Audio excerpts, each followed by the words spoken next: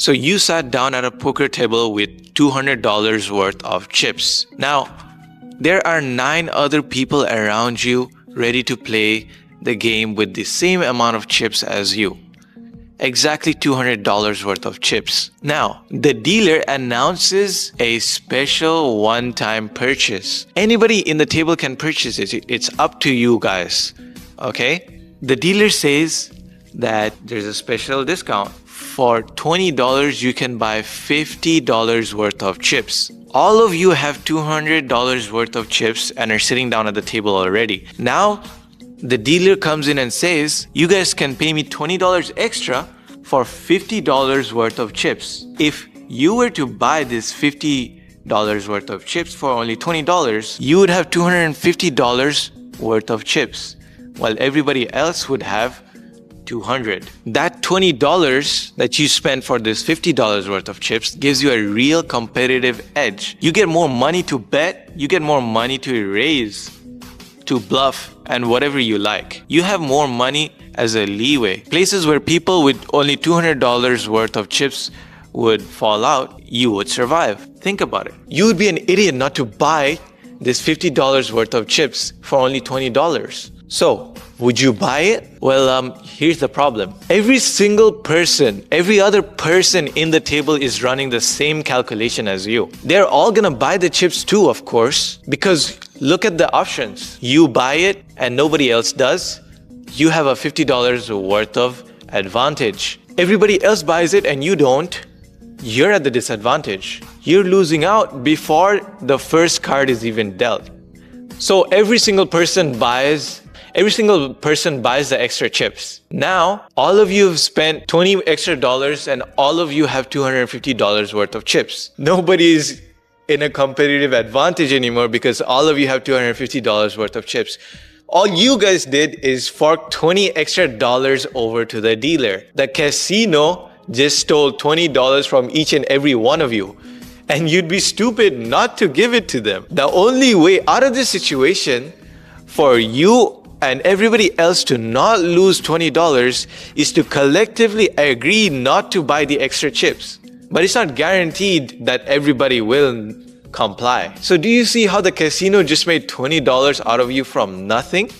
They didn't give you any sort of value. They're not spending anything. They're giving out 50 extra chips to everybody for $20. Nobody's in an advantage here. All of you guys are losing. It's still the same game as before. They offered something that looks like an advantage, but mathematically cancels itself out once everybody buys into it.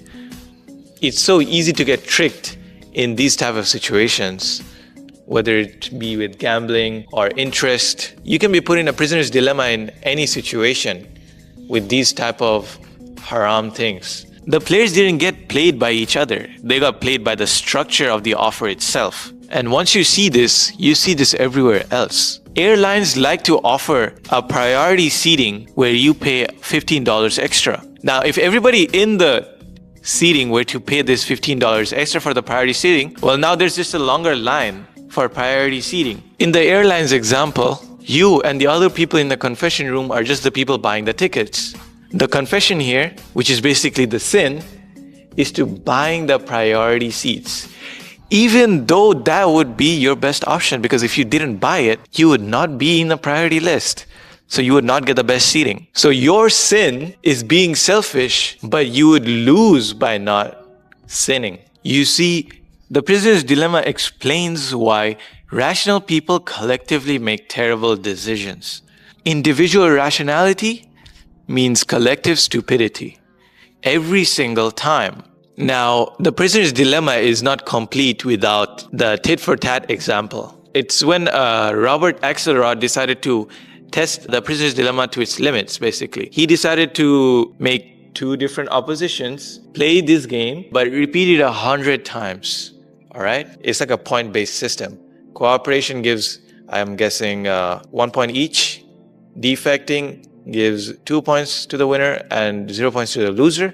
Defecting each other gives 0 points each. Game theorists all around the world were asked to give examples of patterns of what to put this test through. For example, you would create a bot that would defect every single time, okay?